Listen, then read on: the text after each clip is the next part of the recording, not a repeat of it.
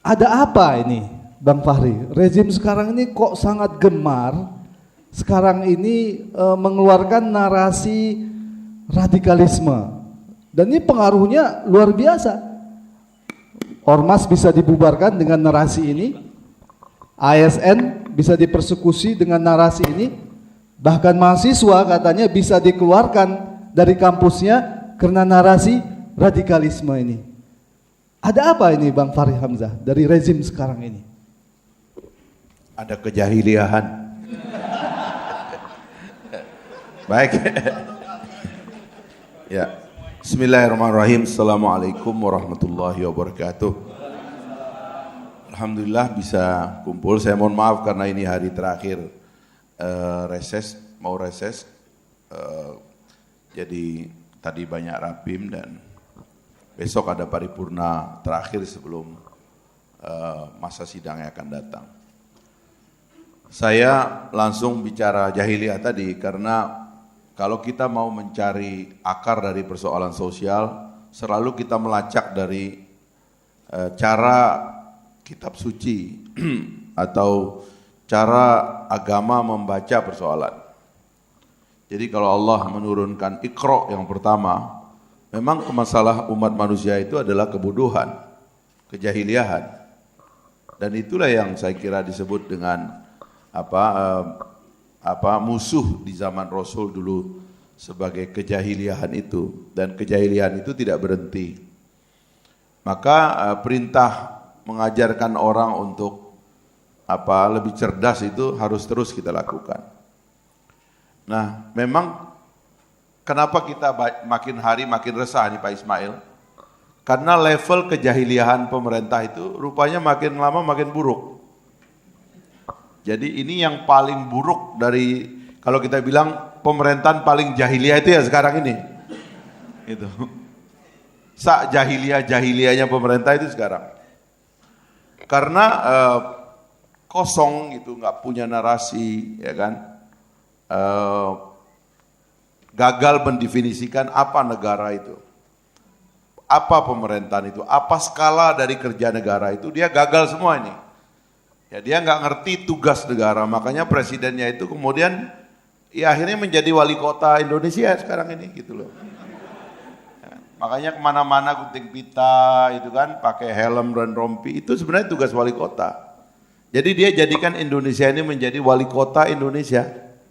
Nah, itulah Pak Jokowi itu, sehingga naratif tuh dia nggak ngerti. Lah sampean ngajak ngomong radikalisme, khilafah, mana masuk? Kerja, ya kan? Kapan groundbreaking, dipercepat, ya kan, bagi-bagi akte, ya kan, padahal itu kerjanya lurah itu. Di kampung saya itu bagi-bagi akte tugasnya lurah, bukan tugasnya presiden. Ya. Baru di kota Republik Indonesia ini aja begitu kerjaannya gitu. Jadi ini ada persoalan kekosongan naratif, ya, ketidakmampuan mendefinisikan persoalan-persoalan substantif menjadi sumber kegagalan atau problem negara. Kalau kejahilian itu ada pada satu orang, efeknya itu cuman ya satu orang itu. Tapi kalau dia levelnya ada pada pimpinan negara, maka kejahilian itu kita semua jadi korban. Dan kita ini semua korban jadi kejahilian. Kehancuran konsepsi ideologi negara, kehancuran sistem politik termasuk yang Anda keluhkan tentang kenapa DPR itu dibungkam dengan cara partai politiknya direkrut semua ke dalam kabinet, dan menteri, setelah menterinya diambil, anggota DPR-nya nggak boleh kritik kepada pemerintah, karena dia bikin sistemnya begitu. Jadi pemerintah beranggapan bahwa kalau DPR itu nggak kritis, dia aman. Padahal di mana-mana, termasuk dalam tradisi Islam, kalau hizbah itu lemah, itu pasti pemerintahan korup dan durjana, zalim sebentar lagi muncul. Makanya saya sering mencontohkan bagaimana Khalifah Umar waktu dia diangkat sebagai khilafah, dia berpidato, ya kan, ikutilah aku kalau aku mengikuti Al-Quran dan Sunnah, dan luruskanlah aku kalau aku menyimpang dari Quran dan Sunnah. Lalu seorang perempuan dari sahabiat mengangkat pedangnya, mengatakan, aku akan luruskan Umar dengan pedang ini gitu. Sampai Umar bertetes air mata, karena kalau selama orang seperti ini ada, maka keadaan kita akan tetap terjaga. Kenapa ada musibah, kenapa ada umat di zaman-zaman dahulu yang dihancurkan oleh Allah, dihantam tsunami, bumi terbuka, mereka diblangsakin ke dalam bumi, itu karena hilangnya sudah sikap kritis. Sudah tidak ada yang amar ma'ruf nahi mungkar. Dan kita ini juga di era modern itu bisa terjadi kalau orang kritis ini mulai dibungkam seperti dibungkamnya kampus sekarang dengan label-label, ya bisa jadi Indonesia ini bisa tenggelam dan hilang. Oleh banyak kemungkinan, mungkin kalau sekarang karena sains sudah tinggi gitu ya, orang bisa menduga kapan terjadi gempa, kapan terjadi tsunami dan sebagainya. Tapi kalau kehancuran dalam definisi yang lain, perang saudara, ya kan, wabah, kehancuran dan sebagainya bisa saja terjadi gitu loh. Maka menegakkan amar ma'ruf nahi mungkar, seminar seperti ini dan kritik kepada negara adalah cara kita menjaga agar negara ini enggak hancur, agar musibah kolektif itu tidak datang gitu loh. Jadi itu posisi saya melihat pemerintah. Jadi terus kalau kita lacak, ini dari mana sih semua ini? Sekali lagi itu kekosongan naratif. Kalau dulu ya, termasuk di zaman Ibu Mega aja dulu, itu dia tahu karena dia ini bau-bau Soekarno-nya kan masih ada lah gitu ya. Ya padahal menurut saya ya PDIP itu dan Ibu Mega itu agak dikurangi bau Soekarno-nya. Ya, oleh mereka-mereka ini. Fakta bahwa Bung Karno itu adalah lahir dari tradisi Islam Sumatera. Ya kan? Beliau punya mertua namanya Hasanuddin, Ketua Konsul Muhammadiyah Sumatera. Ya. Waktu beliau dibuang ke Bengkulu, beliau tinggal di rumahnya Hasanuddin. Hasanuddin itu punya anak namanya Bu Fatma. Kata kata Buya Hamka dalam buku Lembaga Hidup, salah satu ulama yang mempengaruhi Bung Karno adalah HR Sultan Mansur, guru Buya Hamka dulu di Tawalib. Sampai-sampai Buya Hamka mengatakan sering sekali kalimat-kalimat langsung dari HR Sultan Mansur dikutip oleh Bung Karno. Maka Bung Karno jadi paham agama karena selama beliau di Bengkulu, di situ beliau belajar. Nah, wajah Islam ini yang sekarang hilang ini, ya. Dari PDIP, mohon maaf aja. Ya. Karena itulah kemudian ada keinginan justru Pancasila aja itu mau direduksi keislamannya. Seolah-olah sila pertamanya bukan ketuhanan. Seolah-olah sila ketuhanan itu adalah sila terakhir. Jadi ini adalah, kalau dulu, itu tadi saya bilang zaman Ibu Mega masih ada Pak Taufik Kemas, bau-bau Islam Sumateranya masih kuat gitu ya. Itu ada oposisi terhadap narasi global. Bu Mega dulu melarang Ustadz Abu Bakar Ba'asyir itu diekstradisi ke Amerika Serikat. Mau dibawa ke Guantanamo. Di zaman Pak SBY kita nggak pernah ketemu kayak beginian. Sebab begitu kita ingatkan tentang demokrasi, Pak SBY itu sensitif. Makanya dia bikin partai namanya Partai Demokrat. Bertahan 10 tahun, kita nggak pernah ada konflik ideologi kayak gini. Teman-teman HTI aman-aman aja, apa masalahnya orang cuman mengajukan proposal, ini loh ada proposal sistem pemerintahan namanya khilafah. Loh kalau orang boleh bicara kapitalisme, demokrasi, sosialisme, komunisme, masa orang nggak boleh bicara khilafah? Ini kan karena otaknya aja nggak beres kan, gitu loh. Ini karena kosong otaknya itu gitu, karena kosong otaknya. Lalu kemudian tiba-tiba begitu Pak Jokowi masuk, dia juga bingung ini orang dari kota kan dia mutar-mutar begini nggak jelas. Datanglah orang ini, proposal di chapter terakhirnya pemerintahan George Bush dibawa kemari, war on terror itu gitu loh. Di sana udah nggak laku Pak, udah ditelanjangi itu kelakuan FBI itu. Kalau teman-teman mau baca bukunya nanti di media umat itu dikupas itu, temuannya wartawannya Washington Post itu, Trevor Aronson itu. Ini proyek Amerika cara dia memeras dunia. Udah Amerika itu tukang peras, ini presiden yang sekarang ini paling pintar merasnya. Itu negara Timur Tengah diperas semua sama dia. Saya kan ketemu dubes-dubes negara itu bagaimana mereka habis duitnya sekarang. Diadu domba, habis tegang karena nggak punya confidence, nggak punya kekuatan, minta tolong Amerika. Armadanya datang bayar, beli pesawat, beli senjata. Pabrik senjata Amerika terus saja memproduksi mesin perang. Makanya Amerika sampai sekarang di zamannya Donald Trump ini tingkat unemployment terendah sepanjang sejarah Amerika. Orang Amerika ini confident banget dengan Donald Trump ini, making business, making America great again kata dia.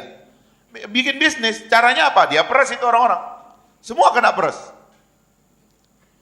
Nah, proyek-proyek pemerasan kayak begini mau masuk juga ke kita ini gitu loh. Ya, sehingga proposal mengganggu itu ya. Itu hak Amerika itu punya hak di dunia ini namanya hak ganggu. Ya. Itu ndak ada dalam undang-undang tuh ya. DPR juga kadang-kadang punya hak ganggu itu dulu ya. Jadi dia punya hak ganggu, dia bikinlah ini narasi ini. Yang radikal si Trevor Aronson dia buka, ternyata ini memang proyek making money, making unstable world. Karena unstable world itu, ya gini kan, Amerika polisi dunia. Kalau dunia aman, biaya pengamanan nggak ada. Ya gue bikin kacau aja biar biaya pengamanan datang. Nyetor orang-orang Pak. Kita aja orangnya dibego-begoin mau gitu. Ya. Kata Trevor Aronson itu FBI merekrut 15.000 agen di Amerika saja. Dan di luar Amerika kata dia. Dari agen itu dia suruh ciptakan plot. Dan plot itu nanti diatur supaya masuk ke media secara baik. Plotnya bermacam-macam. Kalau orang itu gila misalnya, atau psikopat, atau orang gila, plotnya itu boleh sampai bunuh diri. Ya nama orang gila mati kan gak apa-apa Pak. Ya kan dalam logika dia. Atau kalau yang disparate ekonomi, levelnya itu apa yang mereka sebut sebagai Hollywood ending. Diatur supaya dramanya tegang, tapi orangnya nggak mati Pak. Macam-macam. Dan setiap plot yang berhasil di manufacture untuk menciptakan opini bahwa ada terorisme menyerang Amerika atau menyerang dunia, agennya dapat 100.000 US dollar. Sekarang itu sekitar 1,5 miliar. Dan orang-orang ini, orang-orang penyakit, orang-orang sakit, itu yang diteliti.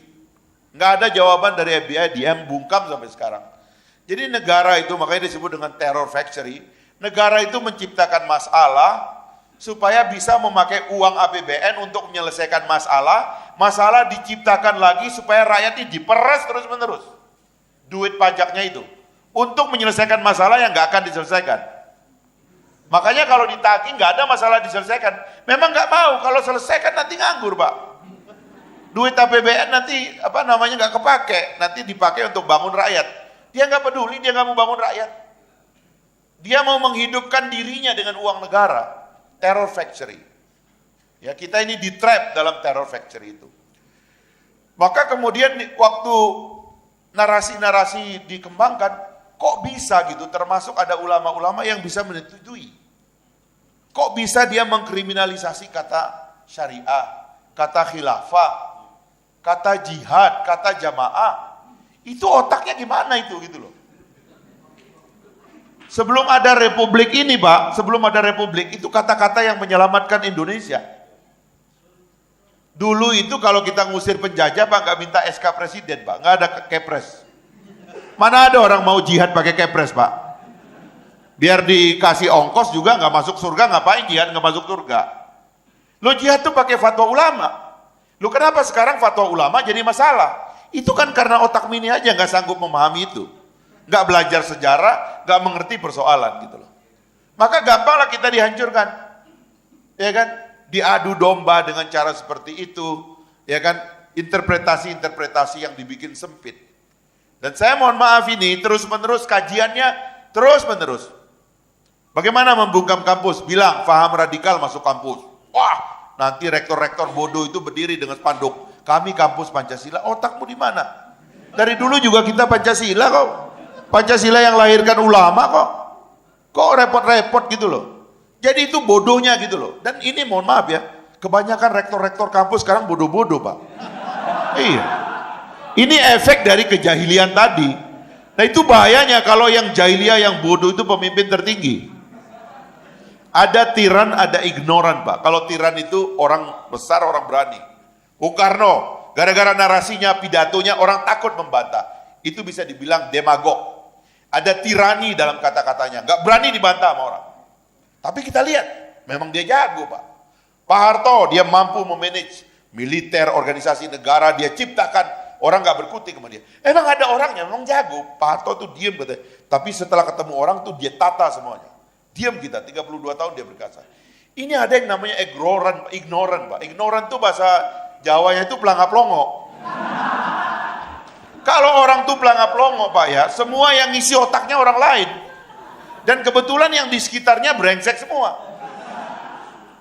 Akhirnya isi otaknya itu jelek semua Pak. Nggak ngerti gitu loh.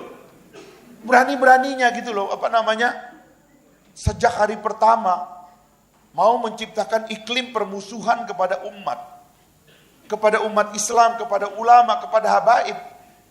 Ini kan menciptakan instabilitas. Kalau dalam politik yang subversif itu yang kayak begitu. Orang kita nggak ngapa-ngapain kok, enak-enak kok. Teman-teman HTI itu diskusi khilafah, mana pernah punya tentara Pak? Mana pernah ngasah parang? Lagian parang kan udah nggak efektif sekarang, ya kan? Nggak ada orang diskusi. Orang boleh diskusi Marxisme, orang boleh diskusi tentang demokrasi, tentang liberalisme, tentang sosialisme. Kenapa kita nggak boleh diskusi tentang khilafah? Lo orang negaranya pernah ada, sistemnya pernah ada kok. Sederhana amat ini soal. Panggil itu teman-teman HTI, panggil ke istana. Gimana alternatif kita? Jangan-jangan dari konsep khilafah ada yang baik nih. Biar kita rombak sistem ini. Kok riba ini kok kayak gini semua? Lo begitu dong. Kalau otak main, enak Pak. Ini kalau otak nggak ada isinya susah. Nah ini, jadi kalau saya itu situasinya yang saya anggap berbahaya. Karena gini, makanya begini. Apa kesimpulannya lah sebagai pengantar diskusi. Menurut saya jangan nyerah Pak. Ya, kita nih jangan nyerah. Allah apa sih dunia ini? Yang bisa dia lakukan apa sih? Seperti kata Ibnu Taimiyah itu paling kalau di penjara ya kita tilawah dalam penjara. Kenapa? Orang memang sibuk kok. Kalau di luar ini kan terlalu banyak tamu. Apalagi grup WA sekarang, kebanyakan grup WA kita. Ya kan? Gak apa-apa. Ya, kalau diusir ya nggak ada lagi kan orang diusir sekarang. Atau masukin mana? Ya kita tempat kita untuk merenung, muhasabah, ya kan? Takarrub. Nah, kenapa? Kalau dibunuh pun pertama jadwal pembunuhan tidak ada di tangan manusia. Semua di tangan Allah. Jadi kita nggak usah takut, apa nih orang-orang, lawan aja. Cuman tolong ya sekali ini kita kompak. Media umat ini namanya media umat, kalau bisa tuh ngewawancara tokoh-tokoh tuh ajak bersatu. Terutama yang masih bisa diajak mikir ini dikit. Belum kena uang proyek gitu ya. Kalau sudah kena uang proyek itu kan susah mikirnya. Ya ajak ngomong satu-satu, bernyatu kita Pak. Akan ada proses politik elit yang tidak ideal, tapi tetap kita nggak boleh pecah. Menghadapi atau menghilangkan yang mudaratnya sudah jelas itu mesti kita lakukan gitu loh. Dan itu yang menurut saya tugas kita sekarang bersatu gitu. Semoga yang hadir ini paling tidak anak-anak karena ini semua kan yang jadi presiden ini juga orang Islam juga. Cuman ada yang otaknya lumayan gitu kan. Kayak profesornya harusnya ini jadi menteri nih kan. Menseknek di sekitar presiden. Kan enak itu kalau ngomongnya. Ya Baik, kan? Bang Fahri. Kalau ada yang mentok di pemerintah, sebentar lagi bawa presiden, kita konsultasi dulu dengan HTI. Mereka begitu kan enak kan, apa masalahnya? Jadi inilah kayak kira ya, penutup ya, Bung Karno itu karena banyak di penjara, baca bukunya banyak. Luas pikirannya, khazanahnya itu luar biasa, bikin kagum dunia. Lah ini, saya kira ini nggak baca ini. Saya lihat dia suka baca. Assalamualaikum warahmatullahi wabarakatuh. Baik. Menarik tadi sedikit Bang Fahri. Menarik tadi dikatakan kita harus menghilangkan mudarat yang paling besar. Saya ingin tanya dengan jawaban yang mohon disingkat. Apa mudarat yang paling besar di Bang? Ganti presiden, Pak. Iya. Silakan di quote di sosmed ya, sosial media.